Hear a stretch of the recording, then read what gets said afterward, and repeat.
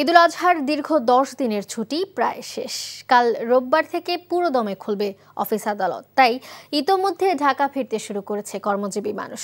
সকালে রাজধানীর কমলাপুর রেল স্টেশনে দেখা গেছে ঢাকামুখী যাত্রী চাপ। প্রতিটি ট্রেনেই ছিল প্রায় যাত্রীতে ঠাসা।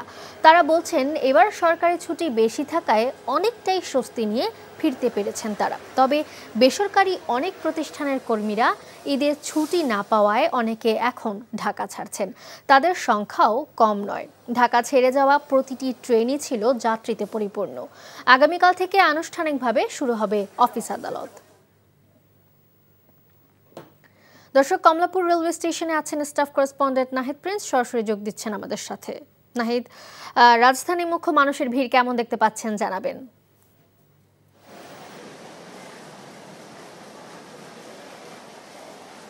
রাজধানীমুখী মানুষের ভিড় অনেকটাই দেখা গেছে। সকাল থেকে যেসব ট্রেন ঢাকায় ঢুকেছে প্রতিটি ট্রেনই মানুষের একদম প্রচুর মানুষ নিয়েই সেই সব ট্রেন কিন্তু ঢাকায় ঢুকেছে, পরিপূর্ণ ছিল মানুষে। এছাড়া যাওয়ার সংখ্যাও কিন্তু বেশি। ঈদের ছুটির সেই 10 দিন পরেও মানুষ এখনও সেই বাড়িতে যাচ্ছেন যারা ছুটি পাননি। বেসরকারি চাকরিজীবী যারা রয়েছেন, যেসব প্রতিষ্ঠান ছুটি তখন হয়নি যাদের, তারা এখন তাদের গন্তব্যে তারা ছুটে যাচ্ছেন। সকাল থেকে মানুষের যাওয়া এবং আসা সেই দুটোই কিন্তু রয়েছে।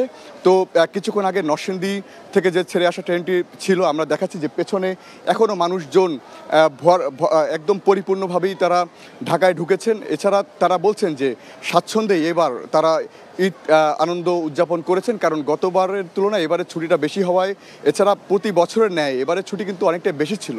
তাই ধাপে ধাপে মানুষজন এসেছেন এবং স্বাচ্ছন্দ্যে এসেছেন। এছাড়া এবারের সেই শিডিউল বিপর্যয়ের ঘটনা কিন্তু তেমন একটি ঘটেনি। স্টেশন থেকেও জানানো হয়েছে যে যাওয়া এবং আসা যে প্রতি বছরই শিডিউল বিপর্যয়ের কথা বলা হয় সেটি কিন্তু এবার নেই। মানুষজন বলছে যে তারা স্বাচ্ছন্দ্যে এবার এসেছেন, কারণ গরমও প্রচুর ছিল এবার। সেই প্রচণ্ড গরমে কিন্তু মানুষজন আসা এবং যাওয়া সব কিছু মিলিয়ে কিন্তু যে মানুষের যে স্বস্তি সেটি কিন্তু অনেকটা লক্ষ্য করা গেছে। তো এই ছিল কমলাপুর রেল স্টেশন থেকে আমার কাছে সর্বশেষ। মালিহা। বান্ডেল থাকলে প্রতি সেনমানিতে টাকা বাঁচবে। বিকাশ সেনমানি বান্ডেল কিনে জিতুন প্রতি লেনদেনে।